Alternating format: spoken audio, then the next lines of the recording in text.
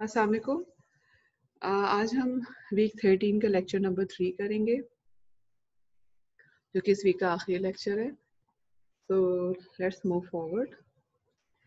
इस लेक्चर के कंटेंट्स भी जो है वो मैंने कई बुक्स से देख के लिए हैं, मगर if you understand the lecture you don't need to read the books, लेकिन आप अपने रेफरेंस के लिए इन बुक्स को पढ़ सकते हैं।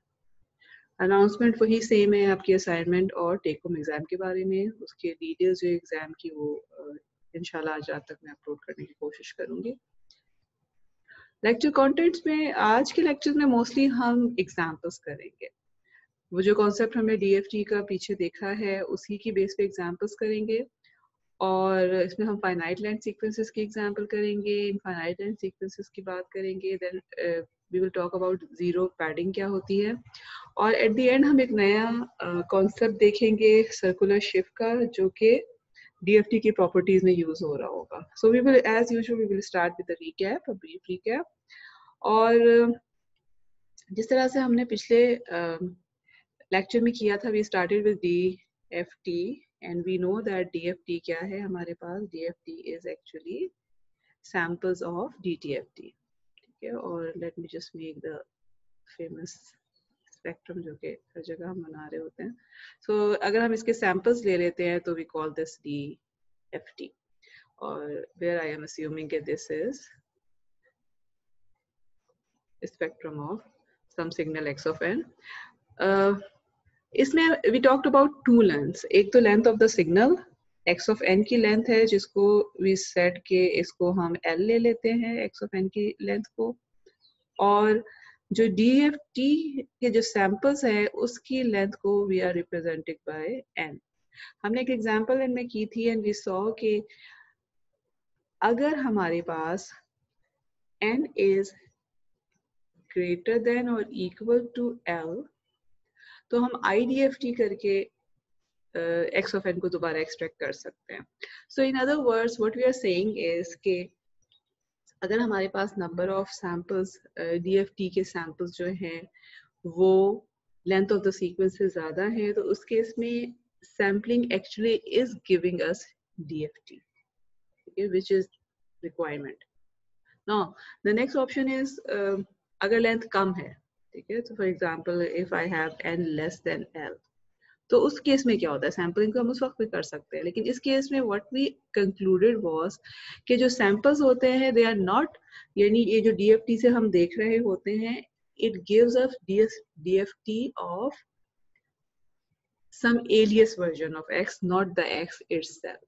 Okay, we will talk about these things more in next examples also, तो आपको क्लियर हो जाएगी। Anyway, what we are saying is कि अगर हमारे पास ये कंडीशन ट्रू है जिसमें n is greater than or equal to l, तो उस केस में अगर हम सैम्पलिंग कर रहे हैं, n सैंपल ले रहे हैं DTFT के, तो this is equivalent to DFT. This is our conclusion from the example, and then we will look further. And another thing is कि जब आपने सैम्पलिंग की है, सैम्पलिंग ऑफ स्पेक्ट्रम कर रहे हैं, so you are getting samples in frequency domain, and if you take inverse DFT you would go in time domain.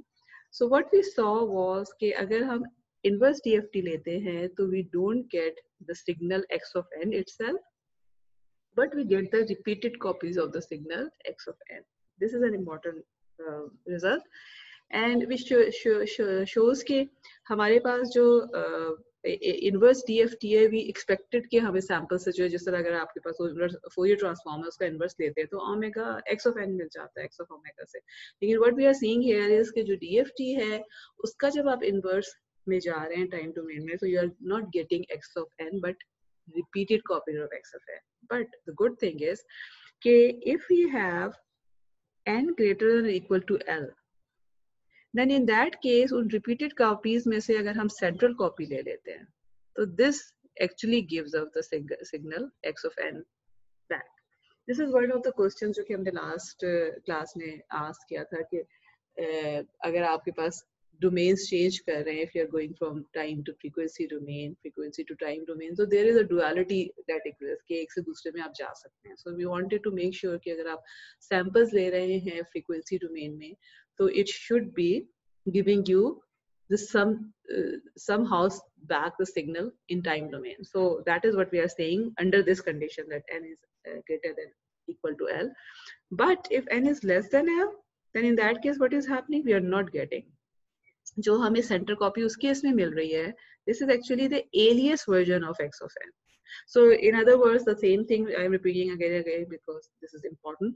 कि in the case of in this case जो हमने endpoint DFT लिया था, they actually lie on the spectrum of alias version of x of n. So in other words, what we are saying is कि हम ले तो जो भी हम कर रहे थे, अगर हम कम points ले लेते हैं तो they are actually representing the points from the DTFT of samples of DTFT of alias version of the actual signal. Okay कल पिछले लेक्चर में जो हमने एग्जांपल की थी that was just by looking at the samples कि हमारे पास x of n था, हमने उसको जब इनवर्स IDFT लिया तो वी नो कि वो रिपीट हो जाता है, तो रिपीट करके हमने ले लिया था एंड वी सॉ कि when x1 was greater than l तो रिपीटेशन में ओवरलैप नहीं था, अदरवाइज ओवरलैप हो गया था, एलियसिंग हो रही थी. आज हम एग्जांपल उसी तरह की करेंगे but we will do it by computation. So let's move to the example. इस एग्जाम्पल में this is a very simple example. मैंने x of n जो है वो सिंपली 1 1 1 1 लिया है. एक जो चीज मैं भूल जाती हूँ किसी भी एग्जाम्पल में वो ये कि आई डोंट मेंशन के 0 n 0 कौन सा जो है वो आपके पास सीक्वेंस में कौन सा नंबर p 0 आ रहा है, बट जस्ट अस्यूम के ऑलवेज अस्यूम के it is starting from 0 at least for this topic, because of the reason के हमने देखा है कि 0 से -1 तक मैटर कर रही होती है चीजें. So in this case इसका मतलब है कि अगर मैं इस x of n को प्लॉट करने की कोशिश करती हूँ, so it will be from 0 to 3 1 1 1 1 x of n.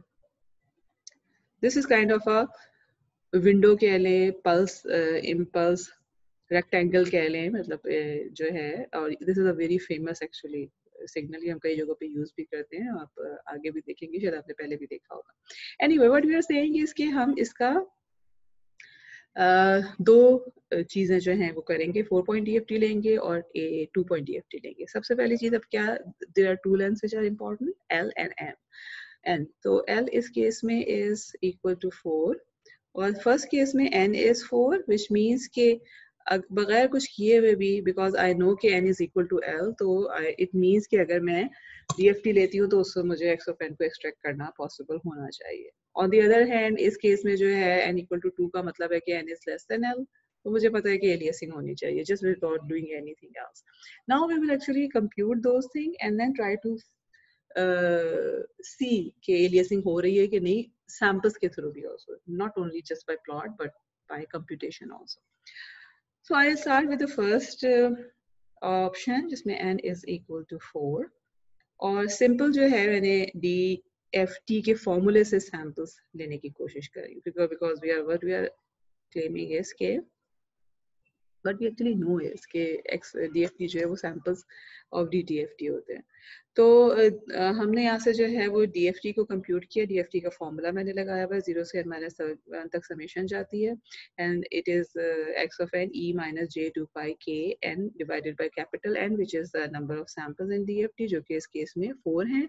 और I am talking about, again देखें, this will repeat, I am again saying, क्योंकि ये आपके होमवर्क में भी कुछ लोगों को कंफ्यूजन थी कि रिपीटेशंस वाली जो चीजें हैं, दिस विल रिपीट अगर आप इसको x of omega के रेफरेंस से देखते हैं, because x of omega repeats, but we normally just take the first 0 through n-1 तक के samples because whatever is happening with them is enough, it will happen to all of the others, and so it doesn't actually matter.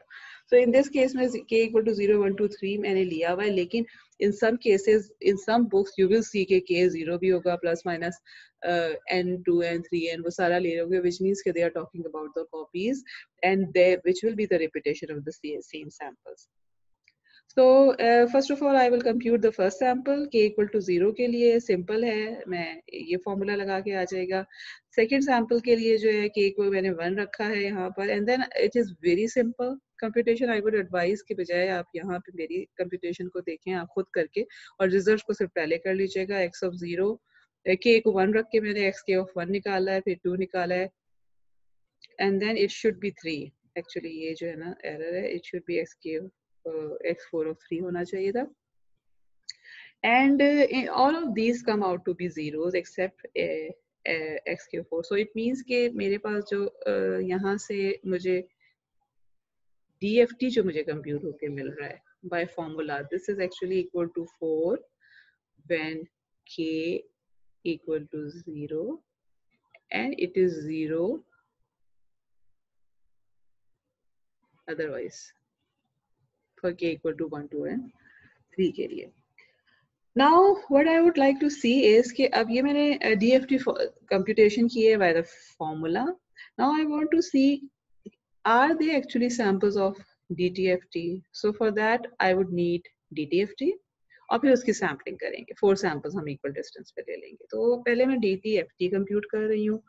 Again this is मैंने उसका जो formula summation from -infinity to infinity वाला formula था वो मैंने लगाया हुआ है यहाँ पर, और वो अगर आप देखें कि ये वाला फॉर्मूला मेरे पास आ जाता है. और इस फॉर्मूले में से फिर मैंने what I have done is, मैंने पीछे वाले लेक्चर में भी एक्चुअली किया था, but let me right this here also कि n इक्वल टू अगर 0 to n है alpha raised to the power n, then it is equal to 1 over alpha raised to the power n plus 1 over 1 minus alpha. So ये वाला formula लगा के मेरे पास ये चीज आ गई. And then whenever we have something like this, we have been doing this for a long time. आपने signal systems में भी किया होगा, DSP में भी बहुत दफा किया, और कोर्सेज में भी किया होगा कि we try to convert these kind of exponential in sine और cosine form. अगर बीच में माइनस है तो उसका मतलब है कि sine is possible. और what I am doing is, let me just take the numerator और उसको मैं बता के करती हूँ, and then you know for the rest of your course और future के कैसे ये आ रहा होता है. ठीक है, तो इसमें what I do is I take the half of this angle, जो भी ओमेगा के साथ एंगल है.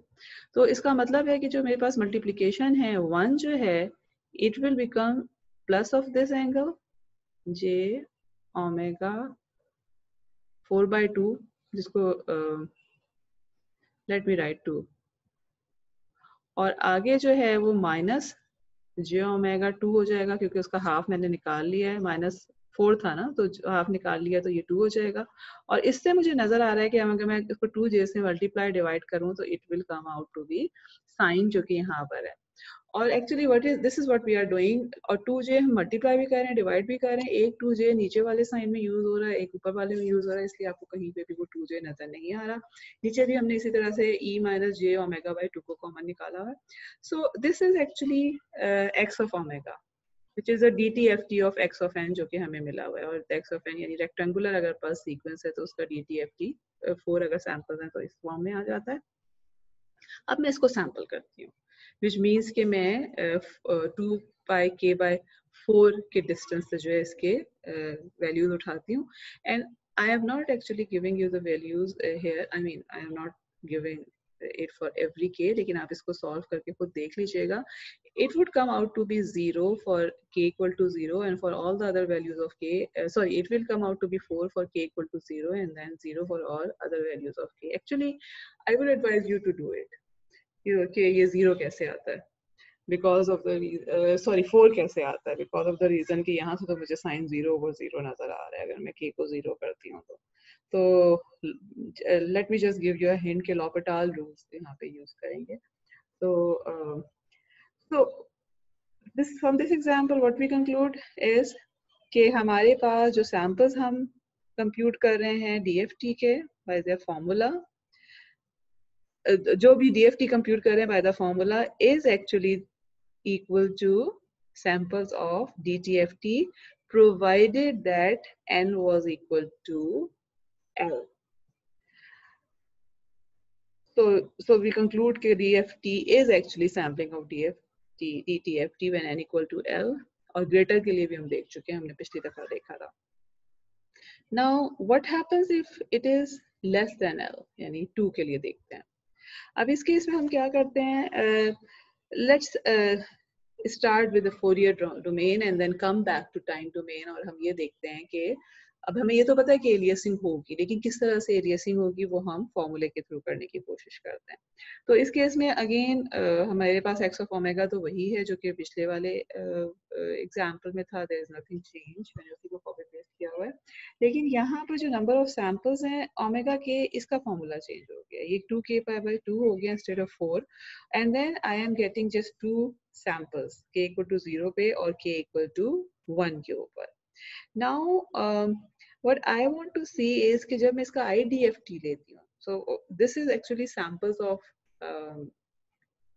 DFT, तो इसको I am representing by a discrete signal as k hat of x hat of k, which is kind of DFT है, लेकिन मैं इसको x k नहीं कह रही because x k से हम represent करते हैं x of n के DFT को, or right now we know it won't be the DFT of x of n because of aliasing. So what is the signal that we are getting in this case? IDFT ले रहे हैं, उसके लिए again मैंने inverse DFT का formula लगाया है जो कि आपको पहले बताया जा चुका है लास्ट लेक्चर में, और उसको लगा के मैंने दोनों के दोनों सैंपल्स जो है वो 0 और 1 को कंप्यूट कर दिया है। सो व्हाट इज हैपनिंग, अब इस केस में क्या हो रहा है, हमें पता है कि कॉपीज बन रहे होंगे। So what I will get in this cases कि जो मुझे सिग्नल टाइम में मिल रहा होगा, it will be something like this, 2 at 0, 2 and 1, and then it will repeat at every 2 because n equal to 2 है ना, तो हमें पता है कि x of p क्या था, x of p was equal to x n minus ln कह लें या प्लस ln कह लें, जो भी कह लें, ठीक है। तो हर 2 पे रिपीट हो रहा है, but this is not actually x के रिपीटेशन है, this actually some x hat के रिपीटेशन है, और वो x हैट मुझे कैसे मिला हुआ है, बिकॉज हर 2 के बाद रिपीट हो रहा है तो एलियस होके मिला हुआ है, विच मीन्स के ये जो लास्ट के 2 सैंपल्स थे वो एड अप हो गए, तो 1 1 के बजाय 2 2 मिल गया है, and then so it means, so in other words अगर मैं n इक्वल टू 4 रखती हूँ तो उस केस में मुझे हर 4 के बाद मिल रहा है, यहाँ हर 2 के बाद जो है वो मिल रहा है, एंड विच मीन्स के जो हमारे पास अब सैंपल्स आए हैं that they are actually the samples of DFT of time alias version of x of k, not the original x of n, not the original x of n. So these are the important conclusions from this example, और जो हमने last कल भी की थी कि to avoid time aliasing take endpoint DFT where n is greater than equal to, this is actually important कि, और अगर हम ये चीज लेते हैं तो इसका मतलब है कि DFT is giving us the samples of the x of omega. Next example में we will talk about कि what happens when n is greater than l. अगर आपको याद हो जब हमने n को greater than l रखा था लास्ट टाइम जब हमने देखी थी एग्जाम्पल, तो जब हमने IDFT लिया था x of p था, ठीक है, फॉर एग्जाम्पल लेट्स सपोज कि सिग्नल जो है वो 4 ही है, उसकी लेंथ वही पीछे वाला मैं ले लेती हूँ, और n जो है वो मैं ले लेती हूँ इंस्टेड ऑफ 4 मैं ले लेती हूँ 5 और 6 ले लेती हूँ, इसका मतलब है ये 6 पे रिपीट होगा। जब टाइम में अगर मैं देखती हूँ सैंपल्स DFT का जो इनवर्स है, तो 4 और 5 पे मेरे जीरोस आ जाएंगे। अब वी हैव सीन कि इस x of p से मैं x of n निकाल सकती हूँ अगर मेरे पास n was greater than l और equal to l, which is true in this case, और वो निकालने के लिए मुझे क्या करना होता है, x of n is actually equal to x of p n between 0 से n minus 1 तक, provided n was greater than or equal to l. तो इसका मतलब है कि इस केस में what I am saying is कि मुझे ये सारे सैंपल देना चाहिए 0 से लेकर 5 तक के samples, and it is giving me x of n, लेकिन इसमें ये जीरोस भी आ रहे हैं, it doesn't matter, why, because repetition तो नहीं आएगी ना, तो x of n को अब मैं प्लॉट करती हूँ तो it will still be non zero between 0 से 1, 0 से 3 तक, और बाकी जगहों तो पे तो वैसे भी हम इसको जो है वो 0 ही ले लेते हैं जब हमारे पास फाइनाइट ड्यूरेशन सीक्वेंस होता है। But what we are seeing from here is ये जो प्रोसेस है कि जिसमें, तो इस केस में क्या हो रहा है कि बेसिकली जिस तरह उसमें एलियस वर्जन जब n is less than l तो हम एलियस वर्जन का सैम्पलिंग काइंड ऑफ कर रहे होते हैं. इसमें हम जीरो पैडेड हम कहते हैं कि वी हैव एडेड और पैडेड जीरो. सो हम जीरो पैडेड x का देख रहे हैं. ठीक है. सो इट मीन्स कि मेरे पास जो x था इट वाज जस्ट 4 सैंपल्स, लेकिन मैं 4 के बजाय क्या किया 6 ले लिए. उसके दो भी आगे जीरोस जो थे वो भी ऐड करके 6 सैंपल्स लेके, और उसके रेफरेंस से देखिए फायदा क्या है इसका. फायदा इसका ये है जो कि इस एग्जांपल से नजर आएगा. ठीक है. अब इस एग्जांपल में जो है वो अगेन मेरे पास यही सीक्वेंस वही इम्पल्स ट्रेन है जो रेक्टेंगुलर विंडो बना रही होती है, मगर इसमें 5 सैंपल्स हैं 0 से लेकर 4 तक. और ये एग्जांपल बेसिकली मैंने इसलिए ली है कि ये I have taken it from Oppenheim में ये फिगर मुझे मिल गई थी इस एग्जांपल की, तो इस वजह से मैंने एग्जांपल को लिया है. But the process is the same कि एक्स ऑफ ओमेगा निकालने का एक्स ऑफ के निकालने का सेम है, जस्ट जाहिर है फॉर्मूलाज जो है वो थोड़े से चेंज हो जाएंगे. इसमें दो चीजें हम डिस्कस कर रहे हैं. One is n is equal to l and the other one is n is greater than l. यानी in one case we are talking about 5-point DFT and the other case we are talking about 10-point DFT. 5-point DFT अगर मैं compute कर रही हूँ उसी तरह formula लगा के, I know that in both of the cases there will be samples of DTFT of x of n because they are either equal to L or greater than L. तो जब मैं फॉर्मूला लगा के compute कर रही हूँ तो मेरे पास जो है 5-point DFT में रिजल्ट ये आ रहा है which is similar to the result of जो मेरे पास पीछे मैंने 4-point DFT किया था फॉर लेंथ 4. जब मैं 10-point DFT कर रही हूँ तो जाहिर है कि यहाँ पर n जो है वो मुझे 10 करना पड़ रहा है. अब देखिए यहाँ पे भी 0 से 9 तक स्टूडेंट तो जाना चाहिए था मुझे, लेकिन why am I going from 0 to 4 because I know कि लेंथ ऑफ द सीक्वेंस तो 5 ही है ना. नॉन जीरो वैल्यूज तो सीक्वेंस की 5 है, बाकी तो वैसे भी जीरोस है. तो यहाँ मैंने 4 ले लिया और उसके बाद जब so this is actually something which is different कि इस केस में भी 4 है और इस केस में भी 4 है only because of the reason कि हम 0 को ऐड कर रहे हैं, और इस वजह से मेरे पास जो सोल्यूशन आ रहा है वो भी डिफरेंट है. इसके आप सैंपल्स निकालेंगे 10 सैंपल्स, तो यू विल सी कि it will have non zero samples eight other values also.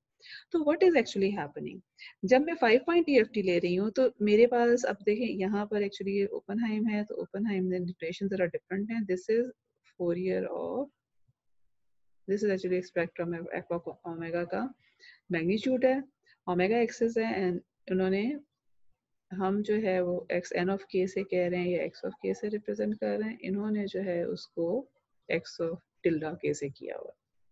I have just changed it. So actual spectrum जो है ये डैश्ड लाइन से मिल रहा है, और जो DFT है विच आर द सैंपल्स वो मेरे पास ये जो आपको नजर आ रहे हैं. आप देखिए पहला सैंपल है वो ये है, दूसरे सारे सैंपल्स क्या हो रहे हैं जब हम 5 पॉइंट ले रहे हैं 5-point DFT में वो सारे जीरोस पर आ रहे हैं. It is not affecting the inverse process.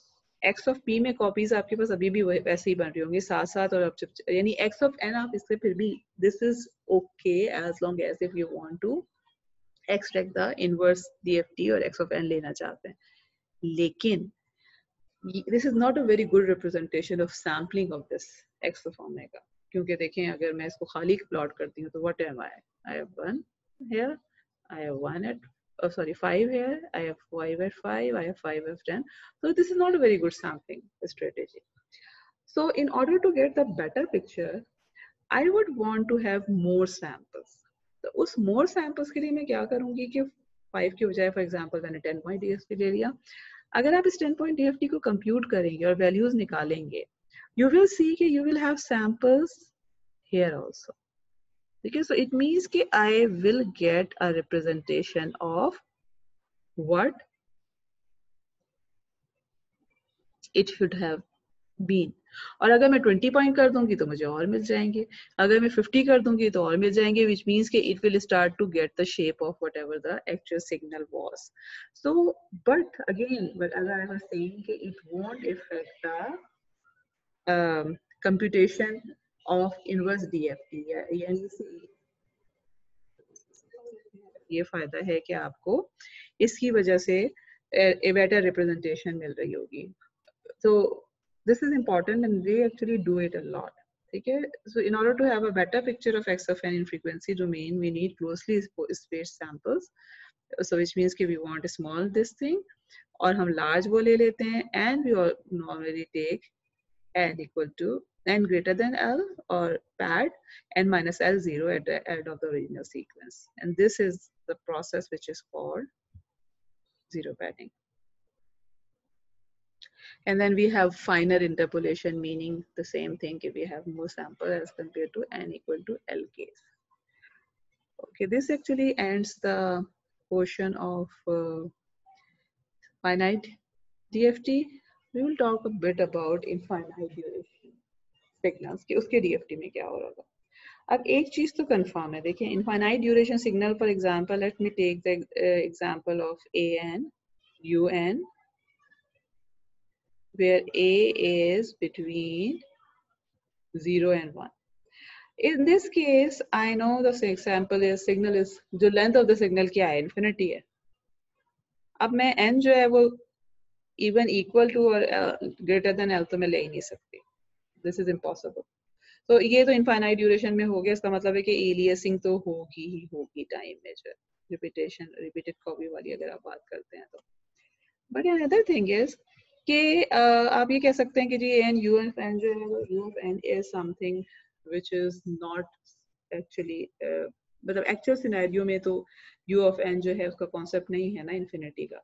But remember one thing कि infinite signal हम actual scenario में किस चीज की बात कर रहे होते हैं, we actually mean infinite signals to be those signals जिनको हम handle नहीं कर पाते अपने मशीन में. फॉर एग्जाम्पल लेट्स सपोज कि मेरे पास EEG का सिग्नल है and I am taking 1024 samples पर सेकेंड. EEG में आपको नजर आएगा 512 सैंपल, 100,024 सैंपल, और इसके डबल भी सैंपल्स हम ले सकते हैं. These are lot of samples. Now let's suppose my machine, my computer is not capable of processing these many samples in one go, or storing them and then processing them, or due to some reason.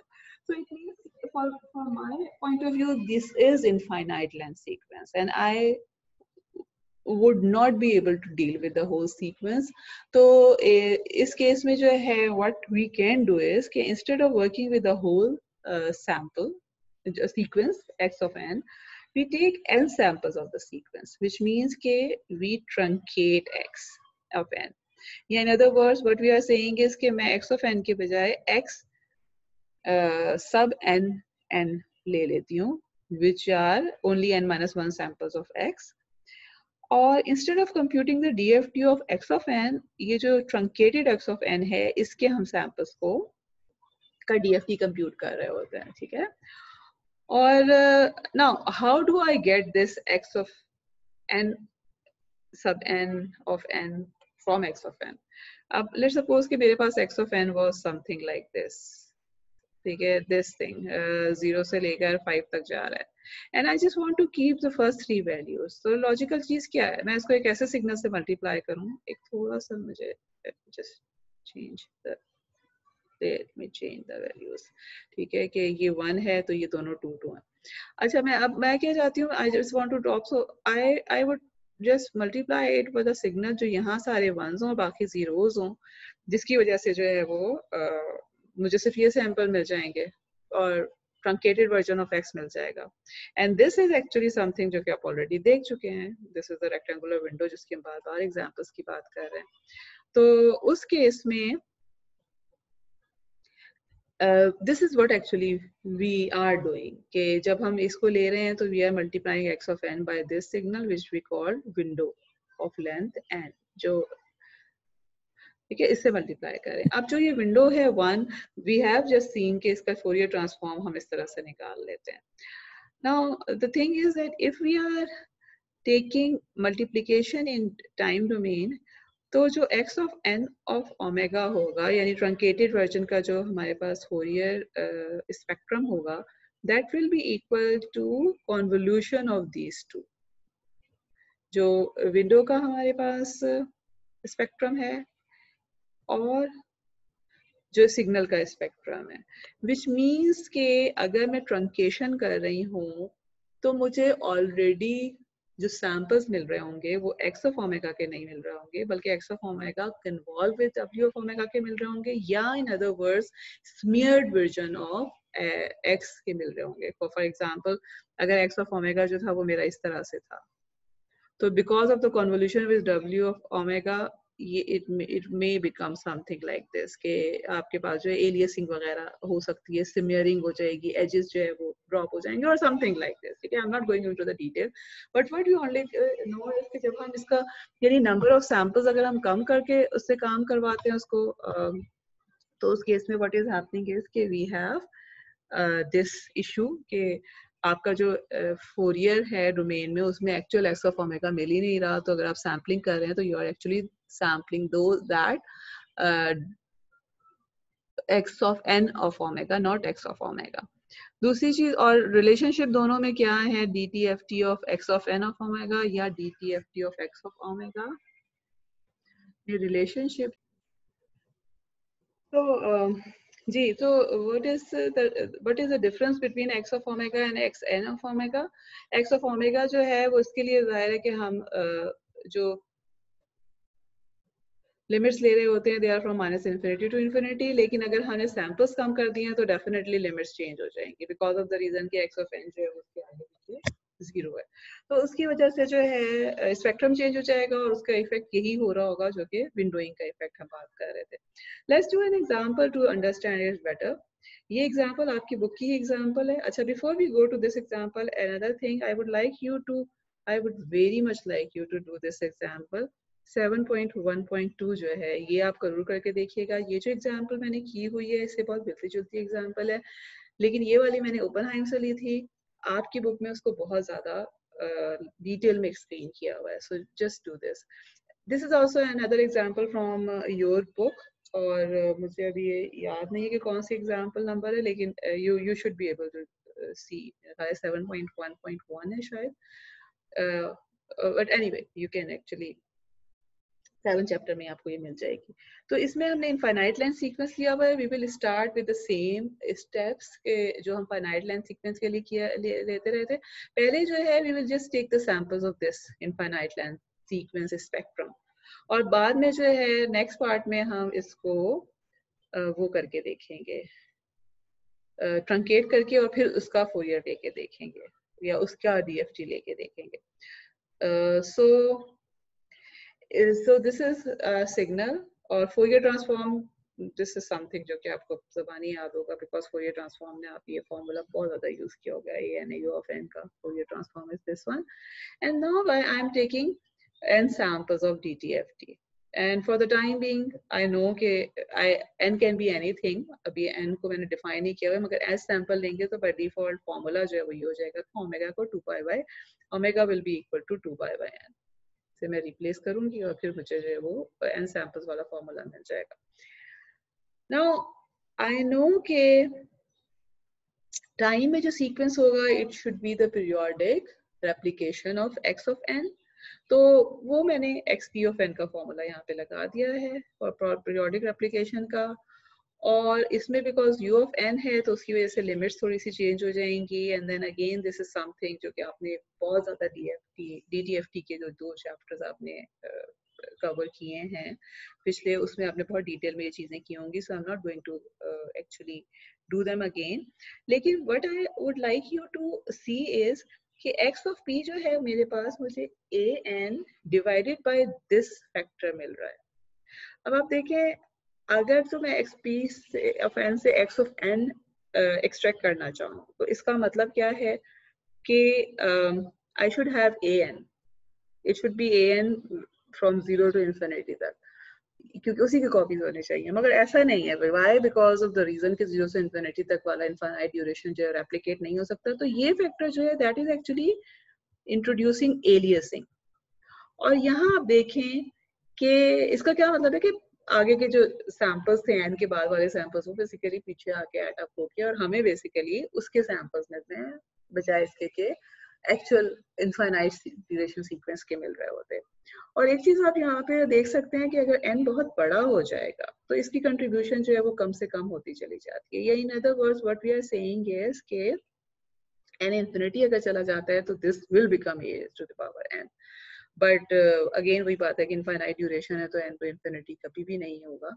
But what we are saying is कि in this case aliasing would occur no matter what. अगर आपके पास infinite duration sequence है और इसमें जो चीज़ अब आपने और आगे ये अगेन एग्जांपल ये फिगर्स भी जो है वो आपकी बुक की फिगर्स हैं, मैंने खुद नहीं की हैं.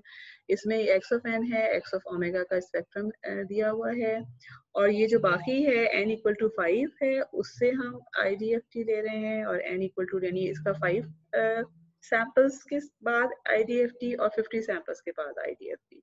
इन दो केसेस में आप देख सकते हैं कि जब 5 सैंपल्स की बात कर रहे हैं तो तब तो हमें बहुत एलियस वर्जन मिल रहा है क्योंकि 5 सैंपल्स इसके मिल रहे हैं और बाकी इसकी मैग्नीट्यूड डिफरेंट होंगे उससे. लेकिन 50 में there error actually has reduced a lot. So it means कि अगर आपके पास एलियसिंग हो भी रही है इनफाइनाइट ड्यूरेशन सीक्वेंस में तो देयर इज अ पॉसिबिलिटी कि एरर इतना ज्यादा ना इंट्रोड्यूस हो रहा हो and you can live with it and actually we do live with it. दूसरा पार्ट जो मैं करूंगी इसी का वो ये कि instead of doing taking the samples of the whole infinite duration sequence इसको मैं ट्रंकेट कर दिया है मैंने इज बिटवीन 0 to n-1 और अब मैं इसका फोरियर ट्रांसफॉर्म कंप्यूट कर रही हूँ जिसको x hat ऑफ ओमेगा से मैंने रिप्रेजेंट किया हुआ है, आपकी बुक का ही है. सिर्फ ये कि समेशन यहाँ पे चेंज हो जाती है और उसकी वजह से यू कैन सी के डिफरेंट हमें फोरियर ट्रांसफॉर्म मिल रहा है and you can see very clearly के जो Fourier transform of the two sequences are not the same, which is something which we expected. Last slide, just a very brief idea of circular convolution. It's not circular convolution, circular shift. Basically हम इसको बहुत ज़्यादा use करेंगे in case of properties जब circular convolution करेंगे और circular अभी आप BFT की properties में. So I just want to touch upon it. इस केस में क्या हो रहा है circular convolution में, अब आप देखिए x of circular shift में सर्कुलर शिफ्ट. अब अगर आपके पास x of n straight infinite duration sequence है या infinite duration sequence, it doesn't matter. अगर मैं नॉर्मल हालात में इसको शिफ्ट करती हूँ, अगर मैं if I take x equal to x of n-2 तो इसका क्या मतलब है कि 0 जो है वो 2 के ऊपर चला जाएगा, it will be shifted towards the right. However DFT में मेरे पास क्या आ रहा है कि मुझे periodic copies of the sequence मिल रही है. तो इसका मतलब है कि अगर इस केस में मैं इसको शिफ्ट करती हूँ तो व्हाट इज हैपनिंग, ये आगे शिफ्ट तो उसी तरह से हो रहा है कि 0 इज गोइंग टू 2, ठीक है, जो 0 पे सैंपल था 1 वो 2 पे चला गया है और जो 2 पे सैंपल था 2 वो 3 पे चला गया है. लेकिन पीछे से जो कॉपी थी वो भी तो अंदर आ गई है ना. सो अब मेरे पास क्या हो गया है, ये जो 0 और 1 पे उस पे 3 पीछे वाले 3 और 4 आ गए थे, यानी ये वाला 4 और ये वाला 3 ये आगे मूव कर गए. सो अगर मैं सिर्फ इसकी सेंटर कॉपी उठाती हूँ after shifting it by 2 तो सर्कुलर कॉपी शिफ्ट कॉपी मुझे वो नहीं मिल रही. यानी अगर मेरे पास लीनियर शिफ्ट होता जो कि हम नॉर्मली करते रहे तो x of n-2 इसका क्या बनना चाहिए था, it should have been 1 2 3 4 starting from 0 2 3 4 and 5. okay, this is x of n-2 और 0 और 1 पर 0 0 हो जाता. लेकिन अब क्या हो रहा है कि इनकी जगह लेने के लिए पीछे से 4 और 5 पे जो भी सैंपल्स थे वो आ गए, यानी ये दिस इज 1 2 3 and 4, तो 3 और 4 यहाँ पर आ गए. तो मुझे क्या मिल रहा है 3 4 1 2. So this is actually called circular convolution. Why circular shift? Why? Because this is kind of rotating it in a circle. Okay, this is something actually interesting to visualize from here. कि हो क्या रहा है कि आपके पास x0 है, x1 है, x2 है और x3 है. हमने अगर इसको सर्कल में रिप्रेजेंट किया हुआ है और मैं by 2 इसको शिफ्ट कर रही हूँ तो इसका क्या मतलब है कि मैं काउंटर क्लॉकवाइज, अब आपकी बुक में काउंटर क्लॉकवाइज है, हम क्लॉकवाइज भी कर सकते हैं डिपेंडिंग अपॉन के, लेकिन फिर आप थ्रू आउट उसी नोटेशन को ज़ाहिर यूज करेंगे. तो बट वी आर सेइंग कि इसकी अगर मैं इसको शिफ्ट करूं ऑन दिस सर्कल बाय 2 तो अगर मैं सर्कल में सो दिस वाज 1 2 3 and 4 थे. अगर मैं 2 से करती हूँ तो व्हाट विल हैपन, ये जो 1 था ये यहाँ से 1 इधर आ जाएगा, 2 जो है वो इधर चला जाएगा, 3 2 प्लेस आगे इधर आ जाएगा और 4 इधर आ जाएगा. तो इसका मतलब है कि x of 0 जो नया शिफ्टेड के बाद x ऑफ 0 जो है वो 3 हो जाएगा, x ऑफ 1 4 हो जाएगा, x ऑफ 2 1 हो जाएगा और x ऑफ 2 1 हो जाएगा और x ऑफ 3 2 हो जाएगा, जो कि यहाँ पर हमें नजर आ रहा है। ठीक है, या ये कि यहाँ से अगर आप सिर्फ करना चाहते हैं, सर्कल के फॉर्म में नहीं लिखना चाहते, तो you just actually wrap up the signal around the point जहाँ पे आप शिफ्ट करके उसको लेके जा रहे हैं। अगर कंप्यूट करना चाहते हैं सर्कुलर कन्वोल्यूशन को यूजिंग द फॉर्मूला, तो बेसिकली वी डिफाइन दिस, अगर x प्राइम ऑफ n जो है, सॉरी मैं बार बार कन्वोल्यूशन का यूज कर रही हूँ, शिफ्ट है, दिस इज सर्कुलर शिफ्ट। अगर आप शिफ्टेड वैल्यू लेना चाहते हैं तो दिस इज एक्चुअली जो शिफ्टेड वैल्यू है, it is defined at n minus k modulo n। Let me just try to explain कि क्या क्या चीजें होती हैं। n तो n है, k इज क्या, k जितना हम शिफ्ट कर रहे हैं, और n, this capital N is the number of samples जो कि आपके सीक्वेंस में मौजूद है। तो इसमें जो है वो या जो DFT के जो सैंपल्स होते हैं, for the timing I am assuming के it is the same as the length of the sequence. तो इस केस में जो है वो, अगर मैं x प्राइम ऑफ n लिखती हूँ तो मैं क्या करूंगी, x और डबल जो है ब्रैकेट्स के साथ n minus 2 because k is 2, अगर मैं 2 से शिफ्ट करना चाह रही हूँ, यही वाली एग्जाम्पल जो क्या कर रहे थे, और यहाँ पे 4 आ जाएगा। अब x जब n को 0 ले लेती हूँ तो it will become x of minus 2 4। Modulo का क्या मतलब है, रिमाइंडर जो रह जाता है वो हमने करना है। So what you need to do is you need to divide the number by 4। अगर 4 को -2 को 4 से करें तो बेसिकली क्या तरीका होता है माइनस के साथ, कि आप वो वाला पॉजिटिव नंबर लेते हैं जो इससे थोड़ा सा मल्टीपल ऑफ 4 हो और जो इससे बड़ा हो, और फिर जो भी चीज यहाँ आती है दैट इज द रिमाइंडर। सो इसका मतलब है x ऑफ -2 सर्कुलर शिफ्ट के बाद is same as x of 2। x of -1 would be same as x of 3, और 0 के साथ अगर आप 4 करते हैं तो इसका मतलब है remainder will be actually equal to 0, और 1 के साथ अगर करते हैं तो remainder will be equal to 1। Okay, so ये दोनों भी आपको देखिए, मॉड्यूलस रिमाइंडर जो है, एक तो ये चीज हमेशा याद रखनी है कि it will always be less than n। Reminder क्या हो जाएगा कि 0 से लेकर n-1 तक जा रहा होगा।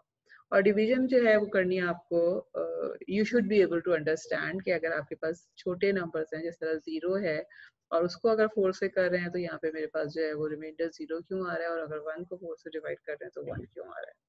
This is actually which you must have done before, और अगर नहीं भी किया तो देख लीजिएगा, और अगर नहीं आता तो then I will explain it in the next class, या अगर आप मुझसे पूछते हैं individually. So this is end of today's lecture, this week's lecture, और इंशाल्लाह अगले वीक में हम properties of DFT और बाकी चीज़ों को कंटिन्यू करेंगे। तो अल्लाह हाफिज, स्टे सेफ, अपना ख्याल रखें और एहतियात कीजिएगा।